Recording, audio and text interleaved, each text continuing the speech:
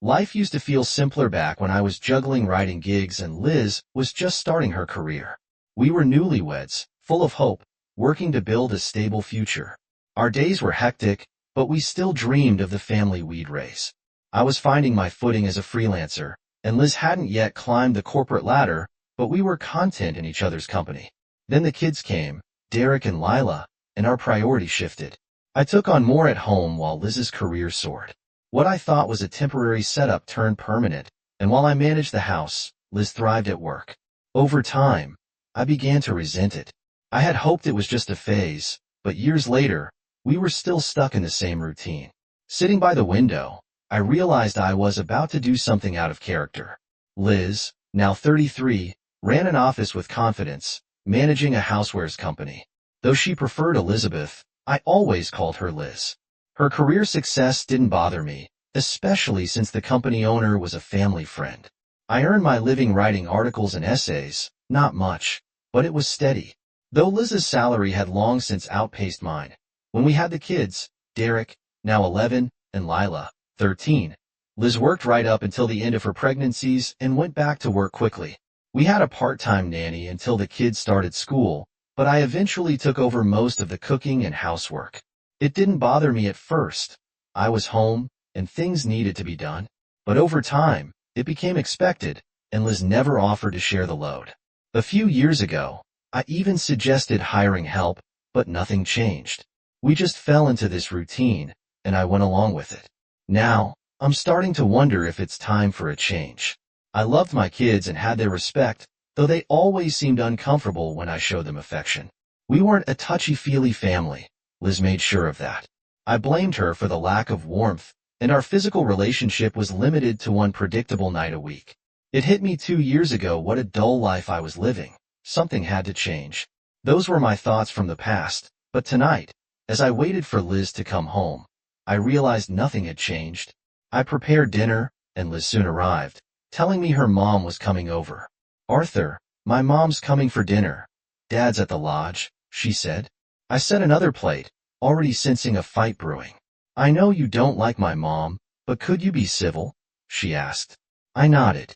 She kept going, "Your body language says too much. She has feelings, you know."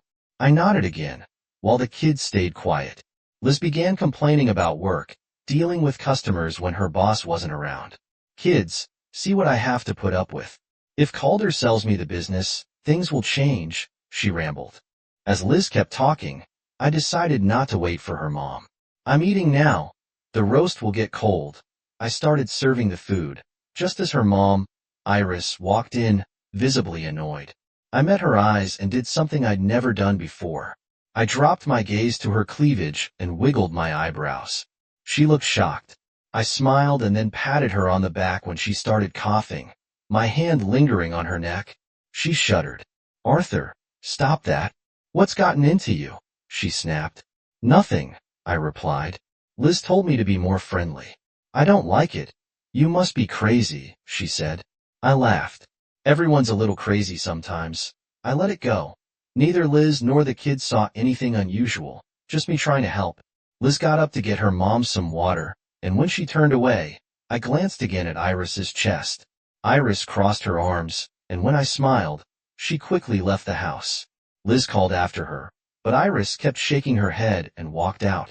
Liz stormed back, accusing me of driving her mother away. "Dad didn't do anything." Derek defended me. "Grandma's been acting weird since she got here," she said. "Dad was crazy, but I think she's the one who's off." "Don't call your grandmother crazy, Liz," snapped Liz. "Let's just eat. I'll take her dinner later." After we finished, I said, "Liz, can you and Ela handle cleanup tonight? I've got an interview at Casey's bar in half an hour, and I'm not sure when I'll be back." I turned to Ela, joking, "Mind if I get a hug from my favorite daughter?" "Dad, I'm your only daughter," she laughed, hugging me. I offered Derek a handshake, and he took it with a smile. In the kitchen, Liz was loading the dishwasher. "I'll be home later," I said. "How about moving date night up to tonight?" I asked with a grin. "No way," she replied. "You know the routine. Mom thinks you're crazy, and I do too. Just go. I don't care if you come back at all." I shrugged, grabbed my things, and walked past Casey's bar to a waiting taxi. It took me out to the city's edge, where several motels lined the strip. In the taxi, I was Arthur Franklin, husband to Liz, father to Derek and Ela. When I stepped out, I became Tommy Franklin, close friend of Beatrix Collins. 2 years ago, I was sent to interview Beatrix, a new widow whose husband died in a motorcycle crash. She was 7 months pregnant, stranded far from home with no family, nearly broke. "Mr. Franklin, you look so much like my husband." "It's eerie," she had said through tears.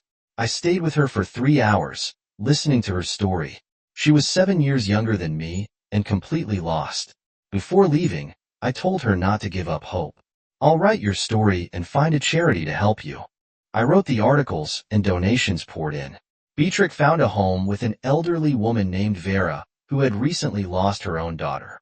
As Beatrix approached her due date, I told her to let me know when the baby was coming. I felt good about helping her. A few months passed, and I visited Beatrix occasionally. When she went into labor, I left Liz a note saying I had an interview out of town. I made it to the hospital in time to be with Beatrix as the baby was born. I even held her son, Alex, before he was taken to the nursery. Over the years, I continued to visit Beatrix, but never more than once a month. I wasn't in love with her, but I enjoyed her company, and I adored the baby. After 2 years, Vera left to visit her sister, and Beatrix asked me if I could stay overnight. "Tommy, I need to talk about my future," Beatrix said. "I'm almost 25 and life's slipping by. You should think about your own future too." "Okay," I replied. "I can get away for a few days. We'll figure something out." Beatrix then looked at me and asked, "Will you kiss me before you go? I've waited months for this." I hesitated. "You're okay kissing a married man, aren't you?" she said softly. "Come here." Later that night, I told Liz, "I'm going to be out of town for a few days." "Fine by me," Liz replied casually. "Dad will take the kids somewhere. He really cares for them. I'll be busy too." There were no questions from her about when I'd be home, where I was going, or whether it was work-related. "I'll be gone at least 3 days. I'll be back when you get off work Friday," I told her. "Why not stay out until Saturday?" she asked. "What about Friday night?" "That's our night together," Liz questioned. "We skip it. It's been 3 weeks since we've been together anyway," I said.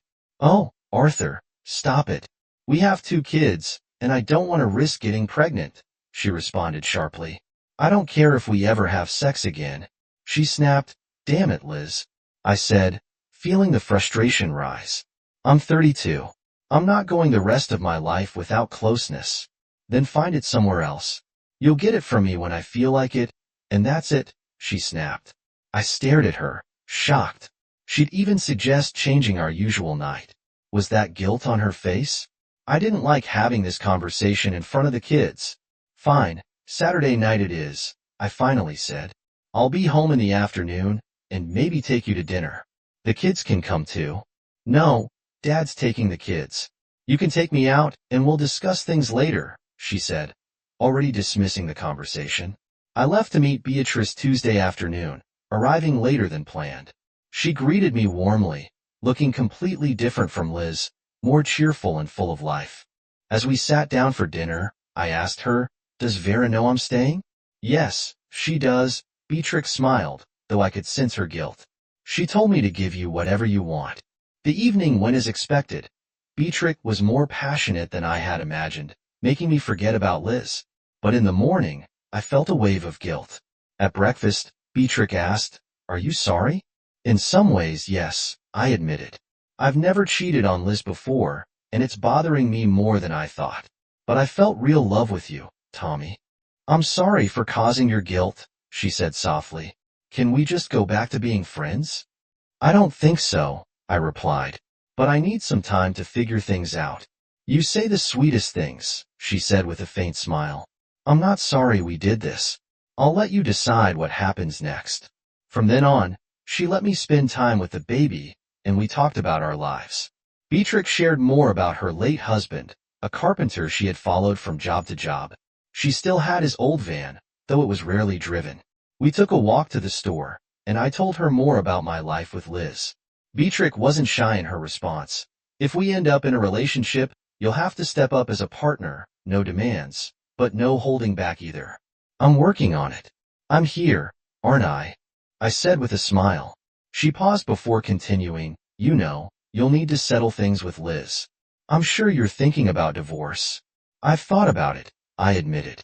But I have no grounds. Are you sure? She asked, raising an eyebrow. No woman treats you the way she does without something going on. I consider that she might cheat, I said thoughtfully. But maybe you're right. Talk to her, she suggested. Maybe it can be fixed. And what about us? I asked, searching her eyes. Doesn't this mean anything? It means a lot, she replied softly. But it's not enough to break up your marriage. A month later, everything changed. After I returned from my 3-day trip, I hired a private investigator. 3 days later, I had photos of Liz with another man. I couldn't see his face, but the evidence was clear. I guess I wouldn't be missing our Friday night date after all. Liz was getting served divorce papers that Friday at work. When Liz came home that evening, she accused me of having a midlife crisis but didn't seem too upset about being served divorce papers. I didn't mention the investigator's report, saving it for potential issues in the divorce. Surprisingly, Liz agreed to my terms without a fight. I had 2 kids I loved, but I was leaving, knowing they'd be cared for by Liz's father and my parents. Visitation would be allowed, but I knew it wouldn't be enough. I had saved a good amount of money and had some promising fiction stories on my laptop. An editor told me my work would sell, so I planned to publish under the name Tom Franklin, dropping Arthur entirely. Liz and I divorced, and I focused on my kids, LLA and Derek. They handled the split well, likely because they saw how Liz treated me. I used my savings to buy Vera's house, where Beatrice was already living. People assumed we were married, but we weren't. Beatrice's son, Alex, was born after her husband's end of life, and anyone looking at us might think I was his father. As for my own kids, Liz had custody, and I gave up my share of the house to avoid high child support. Liz sold the house and moved in with her parents. LLA, now 15, soon clashed with her grandmother and mother. Tensions flared when LLA's friend discovered her own father was Liz's lover, leading Liz to blame LLA. LLA began spending more time with my parents and eventually moved into my childhood room. Derek, on the other hand, was content bouncing between his 2 sets of grandparents, focusing on skateboarding tricks during his rides between the houses. Both kids were happy, as my dad and Liz's father were lifelong friends, giving Derek plenty of activities to enjoy. After the divorce, I didn't see my kids often, only every other weekend. But when Liz started having trouble with LLA, I began visiting more frequently. Soon, I was seeing the kids twice a week. Eventually, I suggested LLA move in with my parents, and she asked if Derek could join her. I met with Liz, who surprisingly agreed to let both kids move in with me.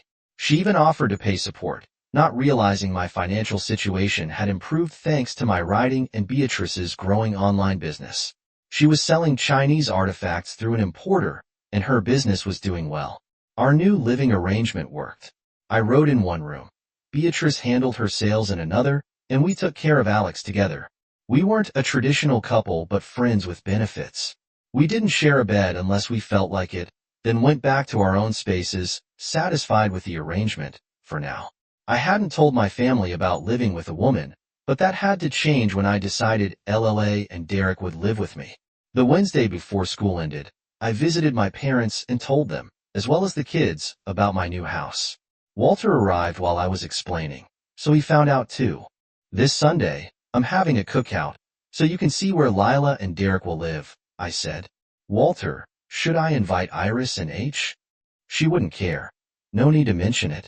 Walter chuckled. That was fine with me. Mom, what can I bring? Maybe a pie or cake? I suggested. Okay, we'll come early to help set up, she said. Not necessary, I replied. Everything's ready. I use the patio all the time. I then added, Mom, can you start calling me Tommy? I've dropped the name Arthur. Dad chimed in, about time. I've always hated that name. Why did you name me Arthur then? I asked. Ask your mother, Dad replied.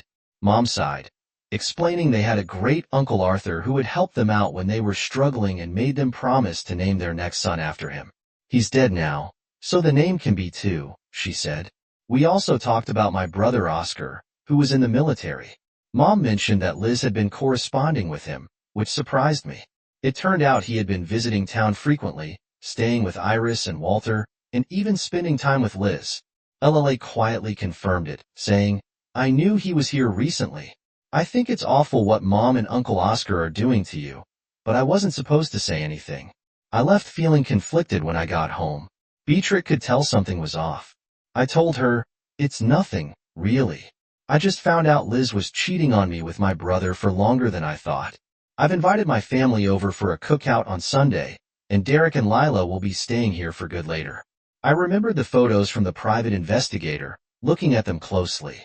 I realized it was Oscar in the photos with Liz, identified by an old scar on his back. That explained why the divorce went smoothly. They wanted to keep their affair quiet. Both Liz's parents and mine likely knew. After the divorce, I wasn't sure how to handle this revelation. I didn't want to alienate my parents or let my kids hate their mother, but knowing my brother had betrayed me left me angry and humiliated. Liz had been unfaithful to him as well, from what Lila shared about her dating other men that night. Beatrix came to my room, offering to talk. I told her about everything. How Lila and Derek were moving in and how I found out about Liz and my brother. I feel humiliated and I don't know how I'll act when I see him again.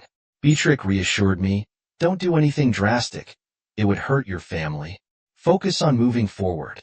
She was right, though it was difficult. I knew I had to focus on my kids and leave the past behind.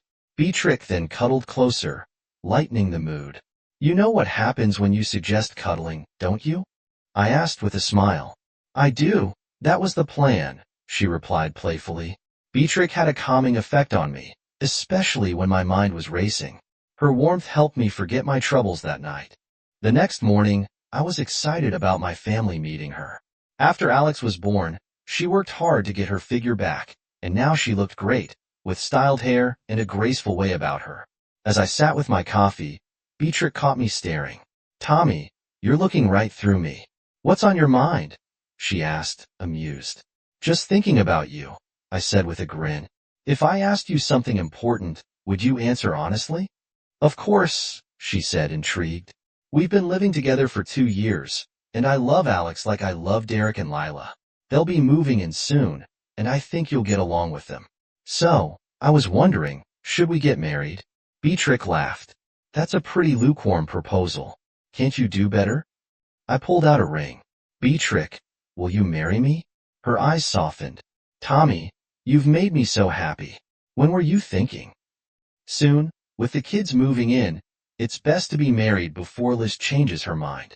I bought the ring a month ago, but now it feels more urgent. Beatrix teared up.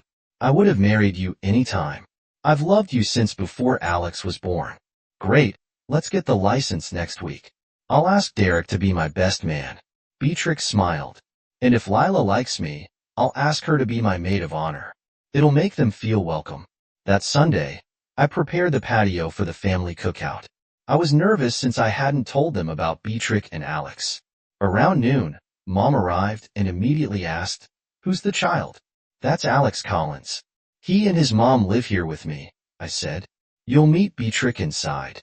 Mom wasn't thrilled, but went inside. Derek and Lila greeted me warmly, and soon they were playing with Alex in the yard. My dad showed up next, and I greeted him. I thought you lived alone, he asked. No, I've been living with Beatrix. She came with the house when I bought it, I explained. Mom and Beatrix then joined us. Beatrix introduced herself to Dad, explaining how I had helped her after her husband died. Dad was surprised to learn about my successful writing career, saying he had read about me recently. As we got ready to eat, Mom mentioned someone else was coming. Yes, Walter Hale, your father-in-law, she said, using my old name. I smiled, correcting her. It's Tommy now, remember? Mom chuckled and agreed, signaling that she was still a bit miffed I'd kept Beatrice a secret, but also showing she was warming to her. As I went to grab drinks, I overheard Beatrice telling my parents, This is the first time I've heard Tommy brag about his writing. Hearing Beatrice's words brought me a sense of satisfaction I hadn't expected. Derek and I brought out the cooler with drinks, and Alex, curious as ever, grabbed a bottle of ale. Beatrice let him try it, knowing he wouldn't like it. Sure enough, after one taste, Alex spit it out and ran to me, crying. I calmed him down and sent him off to get the dustpan to clean up. Just then, Walter and Iris arrived. I greeted them, and Iris seemed more reserved than usual. I introduced Beatrice and Alex to them, and Iris looked relieved when Beatrice clarified that Alex wasn't my son and that I had dropped the name Arthur. Iris even said, "Thank God, my daughter hated that name, and I think she started to hate him too." Beatrice smiled at me, and I knew things were off to a good start. Then, I made my announcement. "I've asked Beatrice to marry me, and I want Derek to be my best man," I said. Beatrice added, asking Lila to be her maid of honor, which made Lila excited. We talked about the wedding, planned for 2 weeks away, and everyone seemed supportive. It was the first real conversation I'd had with Iris in years, and surprisingly, she seemed more pleasant. Maybe she saw that Derek and Lila were happy, which lightened her attitude. As I grilled hamburgers, the kids played with Alex, who eventually tired out. Lila offered to take him upstairs to bed, which gave me a moment to reflect on how content my children seemed. I hadn't seen them this happy in a long time. Later, Beatrix shared details about her business, explaining how she started with just $100 and had grown it into a profitable venture. Everyone was impressed by her success. With a grin, she teased Tommy, "Sometimes I didn't think he'd ever make a move on me." I defended myself, explaining that Beatrix had just lost her husband when we met, and I didn't want to rush her. When I finally did make a move, I felt guilty. I didn't want to feel like I was replacing one woman with another.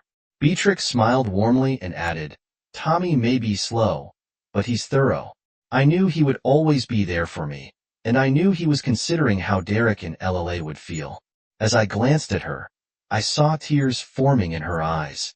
"Tommy," she said, "I understand you more as time goes on. That's why I said yes when he asked me to marry him." Beatrix said this with a smile, sealing the moment with affection and gratitude from everyone around. For a brief moment, I reflected on how different Beatrice's love felt compared to Liz's. The way Beatrix looked at me was genuine, from the heart. Blushing, I shifted my focus to where I did my writing, feeling proud and wanting to impress Lila, Derek, and perhaps Iris. I'd always felt like Iris looked down on me, though she had been surprisingly kind today when I visited the kids after the divorce. Iris usually avoided me, but today she seemed more open, even friendly. It was time for the grandparents to leave, and after a few tears and hugs, they drove off. My kids stood in the driveway watching them go, then turned back to come inside. Just then, Alex woke up fussy from his nap. When he saw Lila and Derek, his mood quickly changed, realizing they were here to stay. Lila took charge, offering to help Alex with lunch, and Derek, not wanting to help with potty duty, stuck with Beatrix to learn about her business. Later, we all went upstairs to settle Lila and Derek into their rooms. As we made the beds, Lila asked, "Don't you sleep with Beatrix?" I explained that I hadn't, wanting to wait until we were married. Lila responded bluntly, "You should. Mom and Uncle Oscar don't hesitate, and she brings other men home too." I was shocked, and Lila admitted that Liz had threatened to disown them if they told me. I processed this new information quietly, knowing things had shifted. Liz wasn't my wife anymore, and I had my kids living with me. I still had to deal with my brother Oscar, but that was a battle for another day. After lunch, Beatrix showed everyone how her online business worked, impressing them with her success. She explained how she had started small and built it up with a little help from me. She joked about how slow I'd been to make a move, but I defended myself, saying I'd wanted to respect her grieving process after her husband's end of life. Eventually, I opened my heart to her, and everything fell into place. Wednesday, the women went dress shopping, so I took Derek to get a suit for the wedding. When we returned, a large Harley-Davidson was parked in the driveway. A man introduced himself as Jimmy Stein, Beatrice's stepbrother. He explained he had been in trouble and recently got out, now trying to rebuild his life. Jimmy hadn't seen Beatrix in a while and wanted to check in, making sure she was with a good man. I invited him to stick around until she returned, and we chatted about his past, including how he used to ride with Beatrix and her late husband, Luke. Jimmy admitted he was struggling to find work, but hoped to get back into the bike business. I suggested he attend our wedding, though he hesitated, saying he didn't have anything decent to wear. I offered to help him get some new clothes, telling him to keep his leather vest. After all, that was who he was. I knew Beatrix would be pleased to see her brother again. When Jimmy finally stood up, I realized how big he really was, 6'5" and towering over me. Wow, Beatrix lucked out, I thought. We headed back into town and returned before the women arrived. Jimmy was eager to find a job, so I gave him a note for my friend and sent him off. He left his new clothes in my old room. Derek wanted to ride off on the bike with him, but I said no, it was too soon. When the women returned, Beatrice was excited about her wedding dress. Dirk told Layla about Jimmy, and I overheard him say, "Maybe we can ride motorcycles once we know him better." After everyone left, I told Beatrice that Jimmy would be staying for the wedding. She was thrilled and jumped into my arms. She asked where he was, and I explained he was out looking for work but would be back soon. Later, as Alex fell asleep in my arms, we heard Jimmy's Harley pulling into the driveway. Derek, worried, asked if he didn't get the job. I reassured him and asked Beatrice to invite Jimmy in, knowing he must be hungry. I watched from the window as Beatrice and Jimmy reunited, exchanging a brief kiss on the cheek. Beatrice wiped away happy tears, and they came inside together. Jimmy shook my hand and thanked me for the job lead, saying Greg had hired him after a long interview. He added that my note was what secured the job, and he was determined to prove I was right about him. We offered him dinner, but Jimmy declined, explaining he didn't drink anymore. Curious as ever, Derek asked what prison was like. I scolded him, but Jimmy said it was fine to answer. Jimmy explained that his size protected him in prison, but the real punishment was losing his freedom. He described the daily routine, being confined in a small space, and the demeaning treatment from guards. He got through it by not fighting the system and staying focused on getting out. Layla, who had been quietly listening, finally asked, "Why did you go to prison?" Jimmy nodded and explained, "I'm not a bad person, but all prisoners say that." Luke, Beatrice's first husband, was my best friend, and we were part of a gang. Beatrice was different from the other women, good and kind. One night, four drunk guys cornered her and Luke, trying to hurt her. I arrived in the middle of the fight, and Luke was losing. I intervened and seriously injured two of them. Unfortunately, one of them was related to the local district attorney, and I got 5 years in prison. I paid my debt, but I've lost rights like voting and owning a firearm. Jimmy continued expressing happiness about Beatrix getting married again, though he didn't know about Alex until that day.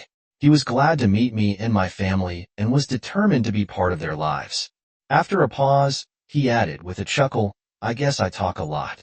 Does that answer your question?" Derek, humbled, nodded yes. Beatrix smiled, saying, "Jimmy, you sound more educated than I remember." Jimmy explained how a former teacher in the prison library helped him learn and got him a motorcycle repair manual, which gave him the confidence to apply for the bike shop job.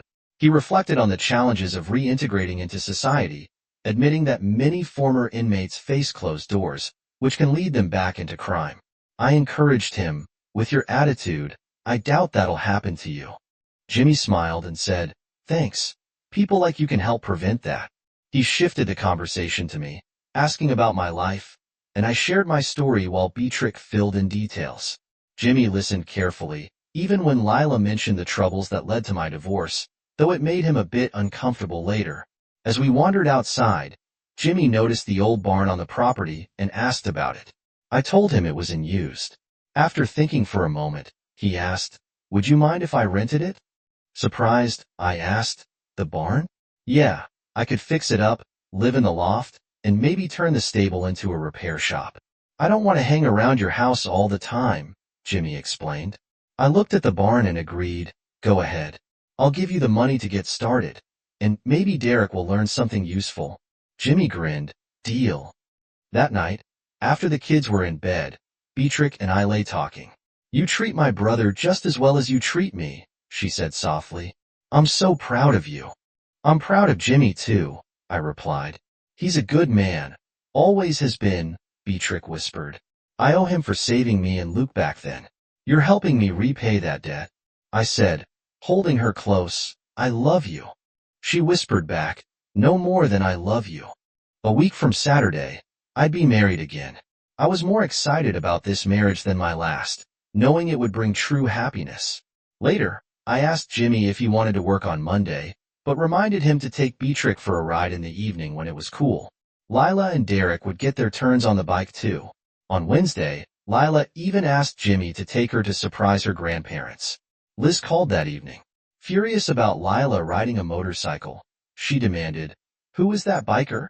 "That's Jimmy Stein, my soon-to-be brother-in-law," I explained. "I'm getting married this Saturday." "Why wasn't I told about this?" she snapped. "It's none of your business," I said, trying to stay calm. "Lila and Derek are in the wedding, and Beatrix is the bride." Liz continued with accusations, claiming Beatrix was after a sugar daddy. I shut her down, explaining I'd known Beatrix for 4 years, and we'd only been together after the divorce. She tried to dig into Jimmy's role, and I warned her to stay away from him. Liz shot back that I couldn't control her life, and I reminded her we were divorced. The conversation went nowhere, ending abruptly after I pointed out that even though the kids knew about her lifestyle, they still loved her, and I would make sure they continued to care for her. After the call, Beatrix said, "You were harsh on her, don't you think?" "Maybe," I admitted, "but I'm done letting her blame me for everything. The kids came through this okay, and I'm grateful to their grandparents for that." "You mean Iris and Walter?" "Yes, I had issues with Iris, but since I walked out on Liz, she's been more friendly." I concluded, "I have custody now, and if I mess up with the kids, it's on me." "You won't," Beatrix reassured me. "You love them, and they love you. I'll be here to help." Jimmy didn't come inside when he and Lila returned, but I needed to talk to her about her conversation with her mother. "LLA, your mom called earlier," she said. "You didn't answer some of her questions. You need to show more respect toward her." "I think you were showing off because of the bike ride." "But Dad," Lila protested. "She was trying to control me in front of Uncle Jimmy and Uncle Oscar." "You have custody, so she had no right." "She's still your mother," I said. "Just because I have custody doesn't mean you can disrespect her. She loves you, and I won't let you forget that." "Should I call her?" Lila asked. "Do you think you should?" I responded. Lila nodded and went to make the call. When she returned, she said, "I apologized for showing off and told her how happy we are with Beatrix. She asked if we were happy living here, and I told her we are. I think she still loves you." "I know she does," I replied. "Thanks for calling her." Lila on Saturday asked, "Jimmy, are you sure you want me at the wedding?" "Of course, you're family now," I said. "The kids already call you uncle, and we hope you'll stay with us for good." I noticed tears in his eyes when he turned away later that day. Mom, Dad, Iris, and Walter arrived early. Jimmy showed Dad and Walter the barn and how he planned to fix it up. Then we headed to the little church for the wedding. It took only 20 minutes for Beatrix and me to get married, and I couldn't help but smile at how quick it was. Afterward, I handed over the marriage license for the minister to sign. After lunch, Walter and Iris gifted us a one-night stay at a hotel, and we planned a longer honeymoon for August in the mountains, where we could rent ATVs and explore trails with the kids. Jimmy suggested we rent a couple of all-terrain vehicles, and soon even I was considering getting riding gear, though I wasn't much of an outdoorsman. Jimmy spent most of his time fixing up the barn, and Derek enjoyed helping him. Jimmy explained everything to Derek as he worked, which I appreciated. Meanwhile, Derek also helped Beatrix with her import business, earning a little commission while LLA spent more time with me, asking questions about my reporting work. When our vacation came, LLA and Derek were excited about the four-wheelers Jimmy had arranged. Since I wasn't comfortable riding one, Jimmy rented me a more stable Bobcat UDV to drive with Alex. We arrived at the cabin, and Jimmy quickly taught the kids how to ride safely after giving them instructions. Derek asked, "How long before supper?" "About 45 minutes, I replied. "Take it easy until you get used to the ride." They sped off, and we soon heard the engines revving up. Beatrix smiled and said, "They'll be fine. They're good kids." That evening, we ended the day by roasting marshmallows around the fire. The next day, everyone did their own thing. Jimmy and the kids took the four-wheelers out again. Beatrix followed them with Alex and the Bobcat, and I went on a solo hike. When I returned around 1 o'clock, I saw a car parked in front of the cabin. Inside, Liz and my brother Oscar were there. Liz greeted me, surprised. Mom said you were on vacation, she said. I thought I'd come see the kids and meet your wife. Where are they? They're out on the four-wheelers, I replied, still standing at the door. Oscar, with a sarcastic tone, said, Aren't you going to say hello? I'm your brother. You're no brother of mine, I said coldly. Liz, take them out of here. If you want to see the kids, come back alone. Oscar taunted. Are you mad because I slept with your wife? My patience snapped. You both need to leave now, I said. Oscar swung at me, and I blocked the second punch, landing a few of my own. Jimmy eventually pulled me off him. Tommy, stop, you'll eliminate him. I turned to see Beatrix, the kids, and my parents, who had arrived and witnessed the fight. Liz helped Oscar up, and I told her, Get him out of here, and don't bring him back. Can I at least say goodbye to LLA and Derek? Liz asked. Make it quick, I replied, exhausted. Beatrix helped me inside, and I told her I needed a shower later. While soaking in the tub, my mom barged in. I had to check on you. Oscar's in worse shape, but he'll be fine. You can't hurt a drunk. Are they gone? I asked. Yes, Liz just left, she said, before adding with a laugh. I hope I see less of you at dinner than I did just now. A little later, Iris came in apologizing for Liz bringing Oscar. I wish they'd both just leave us all alone. Iris, it's not your fault, I said. They're adults, but they only think of themselves, she admitted. I didn't like you much before, but I'm starting to change my mind. Thanks, Iris, I said. Now can I finish my bath? She laughed and left the room, and I thought about how much she'd softened as I relaxed.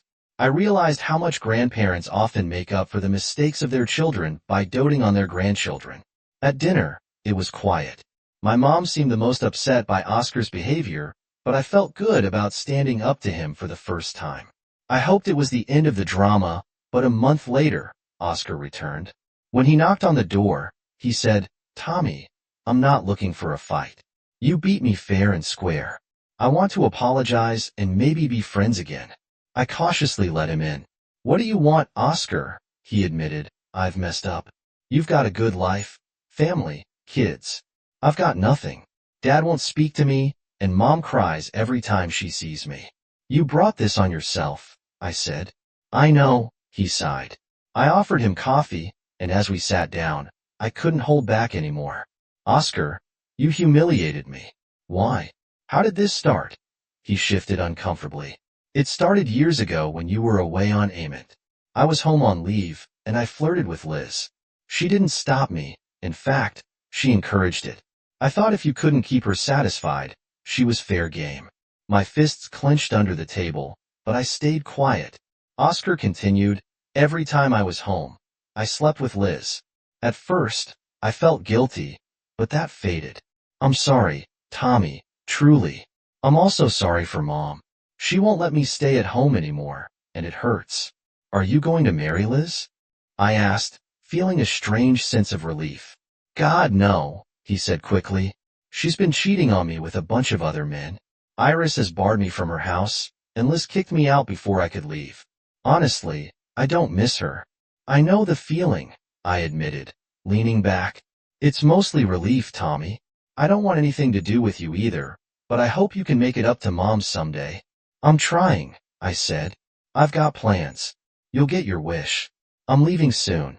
Can I say goodbye to Lila and Derek tonight? He asked. I thought about it and finally agreed. You can come by. They used to look up to you when you were in the army. I did too, but you've broken Mom's heart. Oscar nodded. Thanks, Tommy. I'm trying to get my life together, find an unattached woman, and make her happy. You might find happiness too, I said more gently. Later that evening, when Oscar came by, I let him see the kids. After spending a few minutes with them, he came back to the kitchen. You've got great kids, Tommy. I envy you. I regret causing so much of the mess. I'm leaving tonight, and I don't know if I'll be back. Thanks for letting me apologize and see them. As he left, we shook hands. Despite everything, I knew I'd miss him and hoped he might return as a better man. Liz's life didn't improve. The store where she worked as a manager changed ownership after the owner's end of life, and she was fired by his daughter. She found work managing a 7-Eleven, but lost that job too.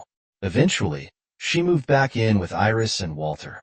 We didn't see her much, but I made sure the kids visited often. When they went to see her, she wasn't home, so they spent time with Iris and Walter instead. Liz never contributed financially, but that didn't matter. Beatrix and I were doing well.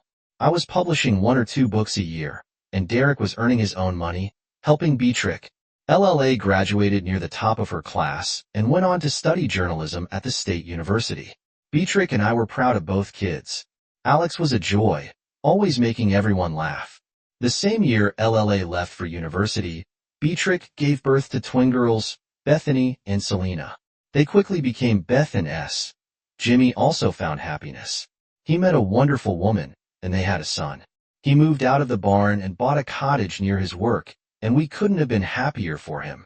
Thanksgiving was at my house during Lila's 3rd year of university. Mom made an announcement. I've been in touch with Oscar. It's been almost 5 years since we've seen him, and he wants to visit during Christmas. I already told him he's welcome. Where has he been living? I asked. I'm not sure, she replied, but he said he's only 3 hours away. He offered to stay in a motel, but I told him that was silly. His old room is still available. It's strange he hasn't contacted us before now, I said. I told him I thought he might have died, I added. He said no, but stayed away until he could come back in a way that would make us proud. He plans to ask Tommy for forgiveness. I recalled Oscar apologizing to me before he left town, but I remained skeptical about his return. That thought was interrupted on Saturday when Iris called. Tommy, Liz is in the hospital, she said. She'll recover, but she tried to take her life. You're saying she attempted self-destruction? I asked. Yes, she replied. I found her unconscious after swallowing most of the pills in the medicine cabinet. They've got her in intensive care for now, but we'll move her to a regular room this afternoon. Can you bring the kids to see her? I'll make sure they visit. Lila heads back to school tomorrow, so it'll be mostly on Derek. I'll call you later. I broke the news to the kids. They weren't too surprised by her actions. Lila admitted it's depressing to visit her. She only complains about how life has treated her, but it's mostly her own doing. You should both give her more attention, I advised. It might make a difference. Derek agreed. I'll visit more now that I'm out of high school. Later, Lila and Derek went to the hospital and returned after dark. Derek updated me. Mom's severely depressed. They've put her on antidepressants, but she's being discharged tomorrow because she has no insurance. Graham and I said we'd cover the costs. What's the plan? I asked. She agreed to go to a mental institution for evaluation, he replied. Part of her problem is she's broke, and her unemployment benefits have run out. I offered to help find a facility, and Lila reassured me, you're not responsible for her, Dad. I know, but I can still help. The next day, Derek took Liz home, while LLA went back to school. Derek called me later, saying, Mom regrets what she did. The doctor said she needs to take her medicine regularly. Watch her closely, son. She's still unbalanced, and we need to get her properly evaluated. I replied, I'll work on it tomorrow. I found a state program offering treatment for people in Liz's situation, and luckily, they had a bed available. Derek and Iris took her to the facility the next day. At 42, Liz had no job, no home, and no income. This was a chance to get her the help she needed. 3 weeks later, Derek received Liz's evaluation report. It turned out her issues were medical and treatable.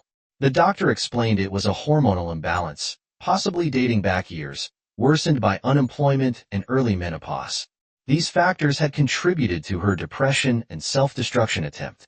Liz came home just before Christmas, with LLA and Derek picking her up. She returned to stay with Iris and Walter, trying to rebuild her life. I hadn't seen her in almost a year, and I didn't expect to over the holidays, since our family had made it a habit to avoid each other after the incident with Oscar 5 years ago. One day, while Beatrix, LLA, Iris, and my mom were out shopping, Liz unexpectedly showed up. Hello, may I come in? She asked. I welcomed her inside, had Alex take her coat, and we went to the kitchen for coffee. Liz looked thinner and worn, but she seemed more composed.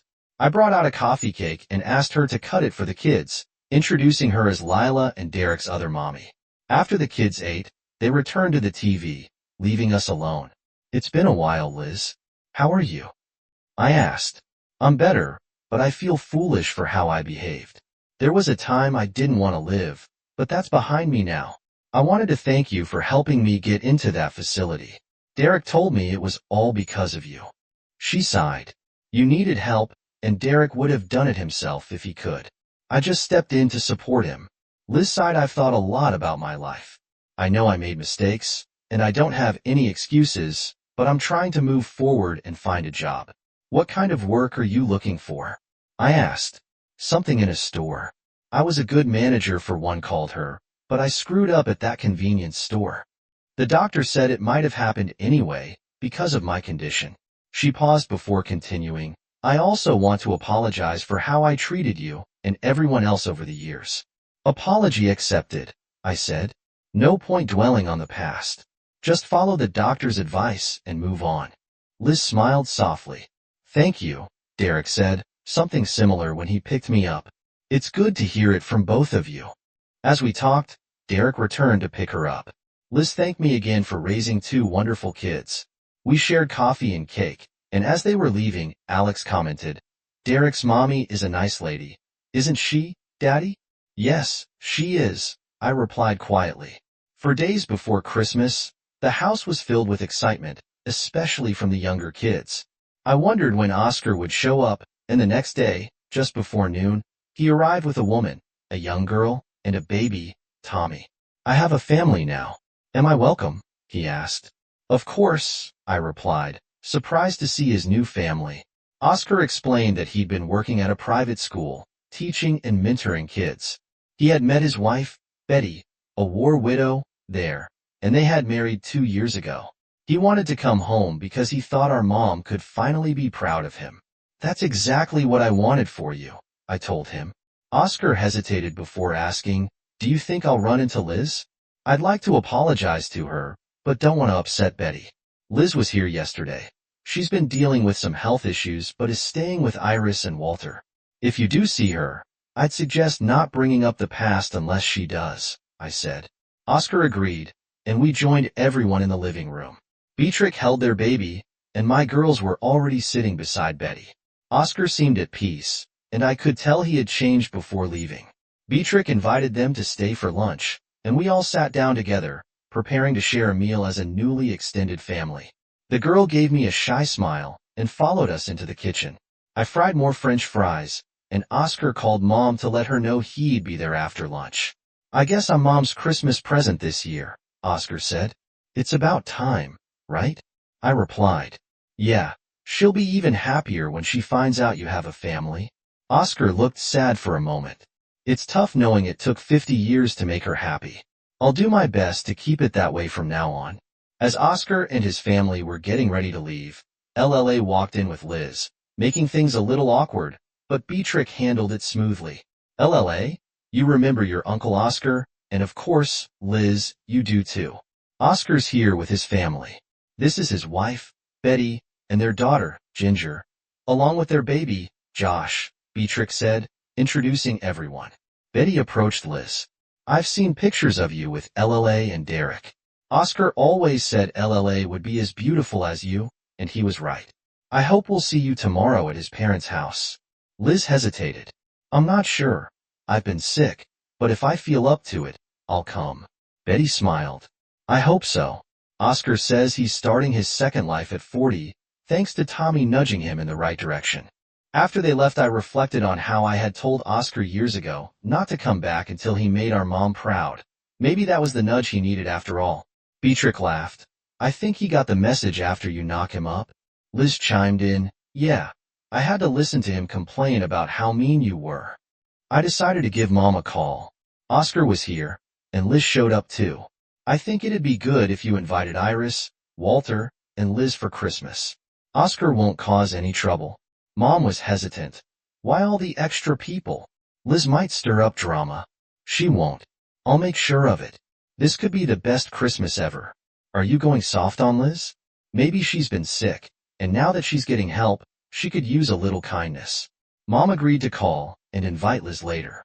LLA told me Grammy invited Mom for Christmas. I think it'll be nice. Christmas was wonderful with no drama, just happiness. Liz, a bit out of place, sat next to me quietly observing. She turned to me and said, "This could have been my family if I hadn't been so selfish. You're the one holding everyone together." "No, it's Lila and Derek who hold us together. They love you just as much as they love me.